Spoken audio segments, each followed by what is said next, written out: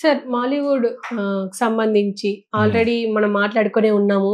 Justice Hema కమిటీకి సంబంధించి. అయితే ఇప్పటికీ అంటే చాలా మంది హీరోలు దాంట్లో ఉన్నారు అని చెప్పేసి విన్నాము. జయసూర్య అని చెప్పి, సిద్దికి అని చెప్పేసి, మీరు అన్నట్టు దిలీప్. అండ్ ఈ రీసెంట్ గా ఈ కమిటీ గురించి నాకు ఏం తెలీదు అని చెప్పేసి రజనీకాంత్ అన్నారు. Super star Rajinikanth. దీని గురించి మీరు ఏమంటారు సార్? మంచి కామెడీ క్వశ్చన్ అంటే ఇదే యాక్చువల్గా. మొత్తం ఈ ఇంటర్వ్యూ అంతటికి కామెడీ క్వశ్చన్ ఏంటంటే రజనీకాంత్ నేను వినలేదంటాం అనమాట. అతనికి ఎలా కనపడుతుంది మరి?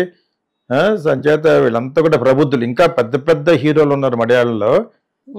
ఎవరైతే చాంబా అక్కడ అమ్మ అని వాళ్ళ అసోసియేషన్ పేరు, ఇక్కడ మాయాలవి, అక్కడ అమ్మ అంటారు అనమాట. అసోసియేషన్ ఆఫ్ మూవీ ఆర్టిస్ట్ ఏదో ఉందనమాట. ఇక్కడ దాన్ని తిరగేశారు మా అని, మూవీ ఆర్టిస్ట్ అసోసియేషన్ అని. అదే మళ్ళీ ఇద్దరం కలిసి మా ఎందుకని అలా పెట్టుకున్నారు.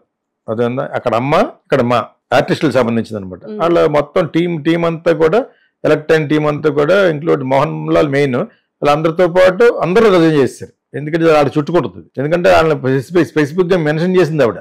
మూవీ ఆర్టిస్ట్ అసోసియేషన్ ఉన్నది దేనికి, వాళ్ళే దీన్ని ప్రేరేపిస్తున్నారు అనే మాట ఇది రాసి ఉంటుంది. టక్కన రిజైన్ చేస్తారు. తర్వాత ఆవిడెవడో ఎడ్యుకేట్ నాలాటోడు ఈ మాలీవుడ్ అనకండి దయచేసి, ఈ వుడ్ లేట్ అని నేను ఎప్పుడో 3 సంవత్సరాల క్రితం చెప్పాను. హాలీవుడ్ నుంచి బారో తెచ్చుకున్న మాటలు బాలీవుడ్, హాలీవుడ్, టాలీవుడ్, తొక్కలవుడ్, తొక్కనేను అన్నట్టుగాను తొక్కలవుడ్, బాలీవుడ్ అనొద్దని. హాలీవుడ్ వాళ్ళు పెట్టుకున్నారు, అది ప్లేస్ అది. ఓకే, దాన్ని కాపీ కొట్టకండి. ఇండియన్ ఫిలిం ఇండస్ట్రీలో మలయాళం సెక్షన్, కేరళ ఇండస్ట్రీ అని అనొచ్చు. యాక్చువల్ గాను వాడు ఎవడో చాలా గోల పెడుతూ ఒక ఇది పెట్టాడు కింద కామెంట్ అనమాట. దయచేసి ప్లీజ్ డోంట్. నేను అదే అంటాను, ఈ మాలీవుడ్లు హాలీవుడ్లు ఏంటి అసహ్యంగాను. హాలీవుడ్ నుంచి అడుక్కుని తెచ్చుకున్నాం ఎన్ని, వాళ్ళని కాపీ కొట్టి. సరే పక్కన పెట్టు, రామాయణంలో పిడకల వేటలాగా ఈ రజనీకాంత్ నేను వినలేదంటాం అనేది most joke of the year అనమాట. అంచేత ఇంకా చాలా మంది ఉన్నారు ప్రబుద్ధులు మలయాళంలో. పెద్ద పెద్ద స్టార్లు పొద్దున్న లెక్కితే సిస్టర్ కింద యాక్ట్ చేస్తుంది సినిమాలో, మదర్ కింద యాక్ట్ చేస్తుంది. వాళ్ళతో కూడా పట్టుకుంటారు వాళ్ళు. వాళ్ళే కాదు సినిమా వాళ్ళు అంతే. అదేదో ఆశ వేసింది అక్కడ క్యారెక్టర్ వరకే, అంత హిపోక్రసీ.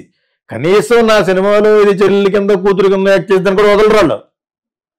వాళ్ళ పేర్లు చెప్పదలుచుకోలేదు, ఎందుకంటే వాళ్ళే పడతారు ఒకళ్ళ తర్వాత ఒకళ్ళు. ఇందాక ఎవడో చెప్పే కదా, ఎవడో ఒక ఆర్టిస్ట్ బయటపడ్డాడని. అటువంటి వాళ్ళు చాలా మంది ఉన్నారు. వీళ్ళు కొంచెం వీళ్ళ మీద చాలా హై లెవెల్లో దెబ్బతిన్న కక్ష ఉన్న వాళ్ళందరూ కూడా ఇప్పుడు బయటపడుతున్నారు. మీటూ మూమెంట్ లాగా వాళ్ళకి లేట్గా వచ్చింది. మీటూ అసలు యాక్చువల్గా మీటూ మూమెంట్ని ఇందులో కలిగితే నాకు ఇష్టం ఉండలేదు. ఇక ప్రతి ఒక్కరు కూడా నేను అలా చేసేది అంటది. అవి కరెక్ట్ కాకపోవచ్చు, దాని అథెంటిక్ ప్రూఫ్గా పలానా షూటింగ్లో పలానా ఇలా వాడి దాని తర్వాత ఆ క్యారెక్టర్ కట్ చేస్తే నేను పడుకోలేదని ఆ టైంలో చెప్తే కొంతవరకు నమ్మొచ్చు. కానీ ప్రతి అర్థమైంది వచ్చి నన్ను వాడేసుకుని నాకు ఇవ్వలేదని అని కూడా అనొచ్చు. సో పూర్తిగా నమ్మలేము. ఆవిడకి పట్టుకు ఇంతకాలం పాటు చాలా ఆశ్చర్యపోతాం. ఆ హేమా కమిషన్కి 1 మంత్లో చేయించేది మొత్తం ఇండస్ట్రీ. ఈ ఇండస్ట్రీ గురించి చెప్పడానికి 10 రోజులు చాలు నాకు. నా దగ్గర ఎవడన్నా కమిషన్ పట్టుకొని జడ్జి వస్తే మొత్తం ఒక 50 ఏళ్ళ నుంచి ముందు చెప్పేస్తాను. నేను ఇక్కడ చాలామంది ఉన్నారు. నేను 2-3 కలిసి జరిగిన విషయాలని ఒక నెలల్లో చెప్పేస్తాం. సత్యత అన్ని రోజులు ఎందుకు పట్టింది అనేది సస్పెన్స్. దాని అలా విద్దుహోళ్ళు చేశారా? ఫస్ట్ అక్కడ స్టార్ట్ అయింది, ఆ అమ్మాయి అస్తమాన పేరు చెప్పకూడదు కాబట్టి మంచి యాక్టర్ ఇస్తాడు.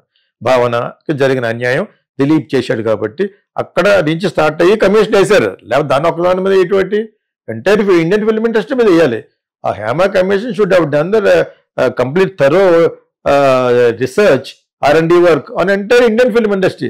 తెలుగు, తమిళ్, కన్నడ, మలయాళం అందరిలోనూ ఉంటారు.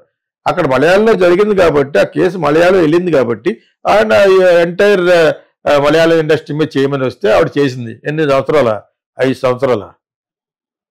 That is two bloody long time for a small thing. అందరి గురించి తెలుసు అక్కడికి. ఏ సర్టిఫికేట్ సినిమాలకు కానించి ఇప్పటి వరకు నేను అప్పుడప్పుడు చెప్పేస్తూ ఉంటాను. డీకే చెప్పాను, ఏ సర్టిఫికేట్ కాల్ చేసి బదిలో పెడతారని చెప్పానా. చాలా చెత్త సినిమాలు అయ్యాను నేను. అక్కడి నుంచి మెల్లిమెల్లిగా మారుకుంటే ఎందుకు వచ్చింది ట్రాన్స్ఫర్మేషన్. ఎలాగంటే వీడియోలు దొరికేస్తున్నాయి, సీడీలు దొరికేస్తున్నాయి, తర్వాత యూట్యూబ్ దొరికేస్తుంది. ప్రపంచం అంతా యూట్యూబ్లో ఉన్న ఫోటోగ్రఫీ అని దొరికేస్తున్నాయి. అవి తగ్గిపోయినాయి.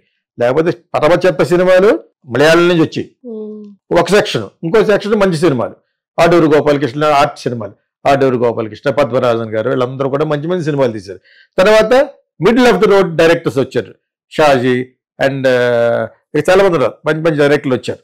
ఓకేనా, పేరు సడన్గా గుర్తురావట్లేదు, వాళ్ళందరూ తెలిసిన వాళ్ళే. సో ఆ విధంగా మంచి సినిమాలు, ఇటు పాట ఉంటుంది, అన్నీ ఉంటుంది, మంచి సినిమాలు. వీళ్ళందరూ కూడా ఇన్వాల్వ్ అయినట్టు పేర్లు వచ్చినాయి, మళ్ళీ చెప్పక్కర్లేదు నేను. ఓకే, వాళ్ళందరి పేర్లు మనం ఏం చెప్పి నేను ఎక్కడ బ్యాడ్ అవుతున్నా ఎప్పుడన్నా త్రివేంద్రం వెళ్ళినప్పుడు అని చేత అందరూ వచ్చారు. ఇంకా పెద్ద స్టార్స్ ఉన్నారు ఇక్కడ. ఇటువంటి రిమార్క్ లేని ఆర్టిస్ట్ స్టార్ ఎవరన్నా ఉన్నారంటే మమ్ముటికి ఒక్కడికే లేదు.